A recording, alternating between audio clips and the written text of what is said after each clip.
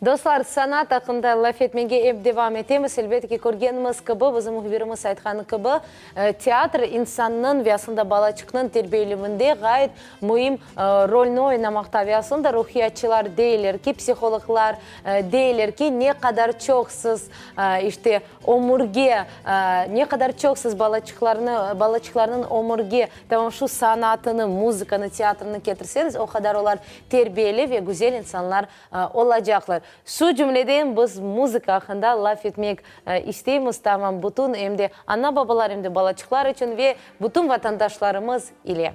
Evet, stüdyamızda yaş Yerce Mavile Edemova başta laf edeceğimiz, ondan sonra Ерны да dinleyeceğimiz. Selam алейкум, Мавиля Ханум. Хош келдіңіз. Рады вас видеть у нас в гостях. Как настроение? Настроение отличное. Утро – это плодотворное такое, плодотворное время дня для певцов. Поете ли вы с утра, например? Утром для каждого ответственного певца должна быть распевка. Вот. Не знаю, как у других. Лично я особо так не распеваюсь с утра. Но утро начинается плодотворно, да. Работать над собой каждый день, это надо стремиться к лучшему. Замечательно. Несмотря на то, что утром тяжело исполнителям петь зачастую, несмотря на это, Мавиля Ханум нам сегодня все-таки подарит музыкальный сюрприз. О нем мы поговорим чуть попозже, а сейчас о вашем творчестве. Расскажите, как начали заниматься музыкой, как давно поете?